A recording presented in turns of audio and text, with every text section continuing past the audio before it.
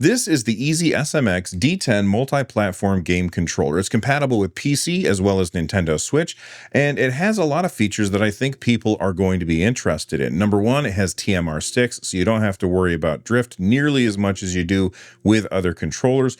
It's got really good tactile inputs that feel really good when you're using them. It has trigger locks, which allow you to set both analog or digital triggers depending on the game that you're playing.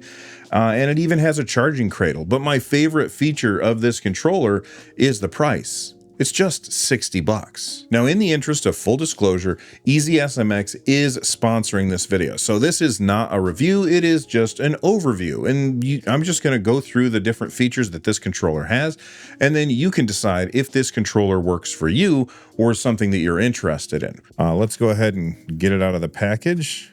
It looks like it has a charging dock, which is one of my favorite features of newer controllers, is they come with these charging docks, so you could just drop the controller in and not have to worry about it.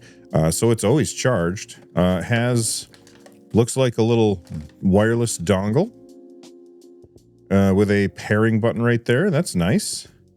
And you know what I really like about this is when I flip this over, it's labeled, so I know that this is the dongle that goes with this controller, and I'm not always like, well, what the hell, which one goes where? All right, now that we've got this out of the box, let's take a look at this controller. As you can see, it has the Xbox layout with the offset thumbsticks. The first thing I'm gonna check is how do the thumbsticks feel as I'm rotating them back and forth. Feels pretty smooth. I'm not feeling any catching on the stick gate, which is very, very important when you're playing games all the time. You want to make sure that this feels smooth. You look at a controller like the Nintendo Switch Pro controller, when you rotated this, like little white powder would come off as it was like wearing down over time. Not seeing anything like that, and it feels really smooth. I like the stick gates that they have on here. Here we have our menu button and our view button, as well as our home button in the middle. This is like the substitute for your Xbox button. And they feel very tactile. Looks like there's a macro button down here, which we'll talk about later on in the video. Let's take a look at this D-pad. Ooh, this D-pad feels very, very clicky. It's not a loud click, but it feels very tactile. I think that I am a fan of this D-pad. We will see how it handles when we actually go into games like the Iron Meat test or my Marvel vs. Capcom test, but this feels really good. As you can see, it's got quite the dip in the middle, so it's very, I can never remember if it's convex or concave, but it's very deep in the middle, so your thumb sits right in the middle very well. And the D-pad section, like the cross part of it, is raised up just enough so that you can feel it, but not so much that you feel like your fingers get pushed away from the cardinal directions. I think this D-pad could be a winner. We'll find out later. Let's test out the face buttons. These also feel pretty tactile. I like the way that they feel. They're a little loud, but not so loud that it would bother me. I like them a lot, and of course you can see that they're in the ABXY instead of BAYX configuration. On the bottom, we have our charging pins, so we have this dock, and all you have to do is drop it in the dock to keep it charged. I love this feature in modern controllers, and any controller that doesn't have like a charging dock or a charging puck, I don't understand why you wouldn't want that, because it's awesome. Actually, let me rephrase that. I can understand why you might not want to have a charger like that, because if you prefer to have batteries that you can swap out, like by, you know, opening up the back of the controller, I understand why people would prefer that. I very much prefer to just be able to drop it in and charge it that way. Okay, so we've got our sticks. Let's take a look at the top now. As you can see, we've got our LB and RB buttons, and they feel pretty good. They're not quite as tactile as the D-pad or the face buttons, but they feel pretty good, and I don't have any complaints about them. Then we have our triggers. Triggers seem to have a fairly decent throw. However, one of the features of this controller is that we have trigger locks on the back, so I can switch those trigger locks over, and now that feels incredibly tactile. I like that a lot.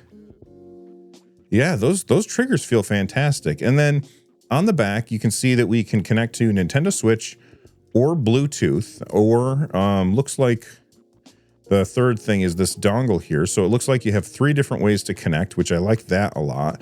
And then we have our M1 and M2 buttons, which I assume are tied to this button on the front. And when I hold the controller in my hand, normally my middle finger sits right on those buttons.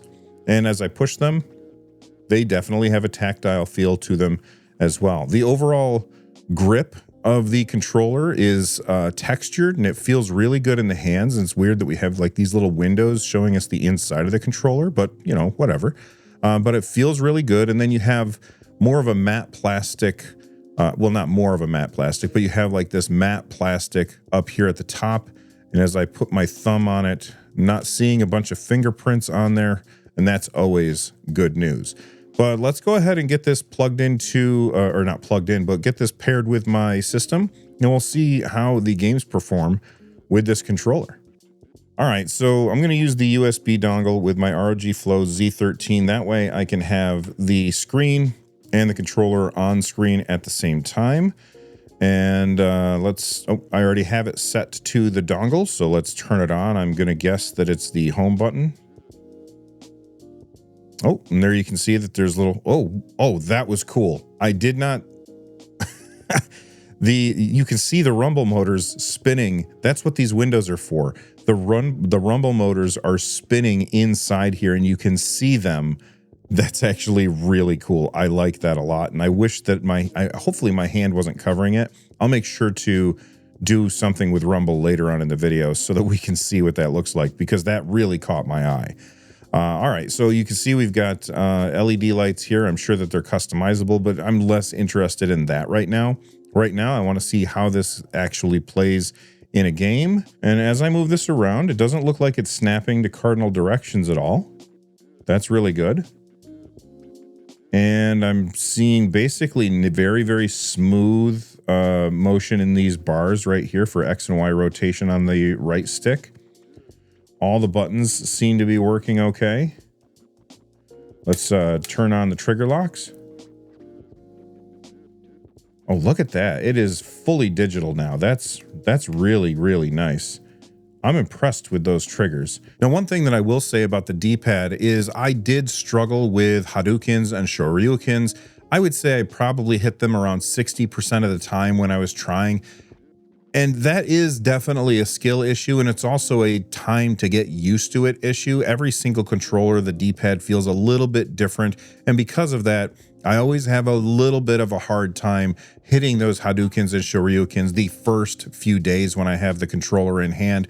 But after a month or two and I really get used to it, well, then is usually when I will do much better. And that hit rate of hitting the Hadoukens and Shoryukens will usually hit somewhere around 80% of the time. I know I'm usually pretty bad at fighting games, and so those kinds of controls are always a little bit lost on me because I don't play those kinds of games a lot. I also did do the Iron Meat test where I wiggle the D-pad back and forth. I did get a lot of accidental diagonals. However, in the moment-to-moment gameplay of playing Iron Meat, the shape of the D-pad and the curvature and the very, very subtly raised cardinal directions made it really easy for me to aim almost like I was aiming with a joystick, but it feels really good to use. This is one thing that I wanted to show you. As you can see here, I've got my controller customization in Steam, and I'm going to press this rumble button. And when I press the rumble button, you can see right here in these little windows, you can see those are the rumble motors, so we can actually see them moving. That's really cool, and the rumble feels good as well. All right, next up, I want to show you how you can set these buttons, because Steam Input doesn't recognize this controller as its own thing, so you have to do all of the configuration on the controller itself. I'm glad that they did it that way instead of having yet another piece of software that I would have to install on a system. So in order to do that, all you do is you're going to push one of these 2 buttons on the back and the M button at the same time. I'm going to go with the right-hand side. And you can see that this turns white, indicating that it's now paying attention to what you're doing on the face buttons or whatever. And I'm going to set either, you can set like A, or you can set B, or you can do a combination. You can have it be both buttons at the same time. If you're playing a game where this is one attack, like Monster Hunter, where this is one attack and this is a different attack, but pushing them together is a third attack, that would be a really handy thing to put on the back here. But I'm just going to say A, and that's going to be the jump button for most games. And then all I have to do is press this button on the back, and now it's recorded it. And so if I go into the controller tester, settings, controller, and begin test, and we're going to see, I'm going to push this button on the back, my M2 button, and it should light up the A button. And it does. So that's awesome. Now I'm going to bind the left side to be B and Y together. So I push M and this button at the same time. This turns white. I'm going to push B and Y, and then I'm going to hit this, and now B, Y, and then I'm going to hit this button, B and Y. So this is a really good way to program those back buttons to do pretty much whatever you want. This is really nice. The controller also has turbo modes. I never really care about turbo modes, but I want to show them off anyway. So if I push the M button and the A button, you're going to see a quick little red flash right here. And now if I hold down the A button, my character is just going to keep jumping. And when I let go, he stops. If I press it again, I'm going to get another little flash, and now you can see it's just going to continue that. And if I push the button again, it stops. If I push it again, it continues. I'm going to push it a third time, and now it just goes back to normal operation. You can also adjust the strength of the vibration motors by using the M button and the left stick.